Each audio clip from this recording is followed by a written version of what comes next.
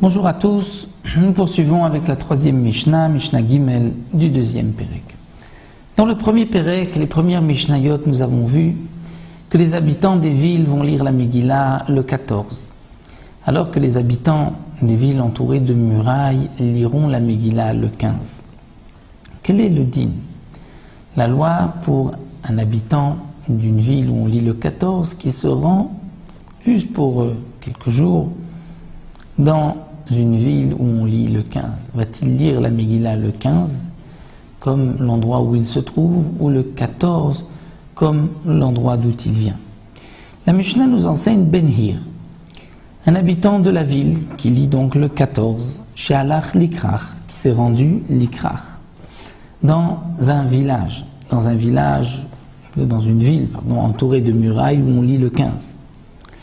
Ou Ben Kerach, ou le contraire, celui qui habite une ville entourée de murailles, chez Alach Leir, qui se rend dans une ville qui n'est pas entourée de murailles où on lit le 14. Quel est le din? Alors, im atid lachazor limkomo, s'il a l'intention de revenir à son endroit.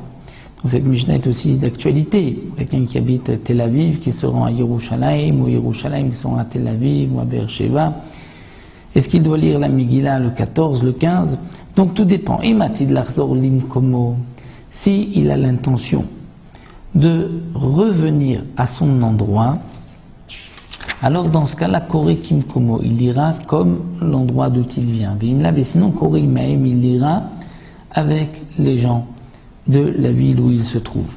Le Barthénora nous explique que nous apprenons d'un pasouk qu'en vérité, même le Parouz Ben Yomo, c'est-à-dire celui qui est dans une ville qui n'est pas entourée de murailles, ne serait-ce que pour un jour, prend un statut de Parouz, prend un statut d'habitant de la ville. Ce n'est pas comme ceux qui font 2 jours et 1 jour de Yom Tov, ceux qui habitent en Eretz Israël ou en dehors d'Israël. Bon, celui qui vient de Chutz Laaretz en Eretz Israël devra faire 2 jours de Yom Tov, malgré qu'il se trouve dans un endroit où on ne fait qu'un seul jour. Ici c'est différent.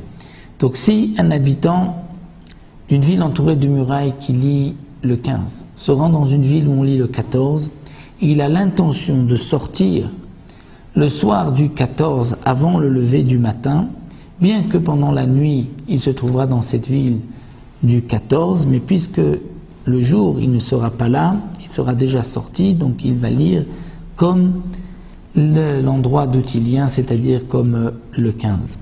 Mais s'il n'a pas l'intention de sortir avant le lever du jour, là il prend le statut des habitants du 14 et il lira le 14. Et donc inversement aussi, comme nous explique le Barthénora, quelqu'un qui vient d'une ville du 14, qui se trouve dans une ville où on lit le 15, s'il a l'intention de partir la nuit du 15 et de ne pas être là au lever du matin du 15, donc il ne prend pas le statut du 15, il garde son statut du 14.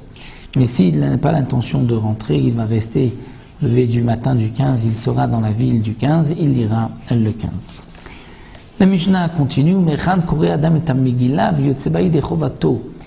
et à partir d'où un homme doit lire la Megillah pour être acquitté de son obligation? Est-ce qu'il doit lire tout le Sefer de Esther? Rabbi Meir Omer, oui, Kula. Il doit tout lire, c'est ainsi qu'est fixé la halakha depuis Vahi bimei Achashverosh. Mais Rabbi Yehuda dit non, mais Ish Yehudi. Il est suffisant de lire à partir de Ish Yehudi, du moment où on mentionne Mordechai. Rabbi Yossé Omer, même plus, mais Achar Advarim Ma'ele.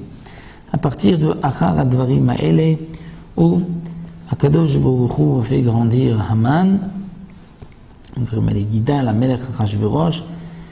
Donc d'après Rabbi Yehuda, il est suffisant de lire à partir de Ish Yehudi, où on voit la grandeur de Mordechai. D'après Rabbi Yossé, c'est la grandeur de Haman.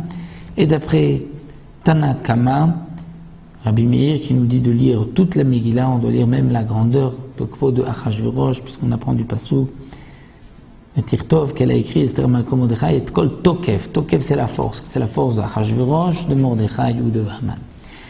Donc voici la marloquette entre Rabbi Meir, Rabbi Yehuda et Rabbi Yossé. La halakha comme Rabbi Meir, c'est pour cela que nous lisons toute la Megillah depuis le début du Sefer de Esther.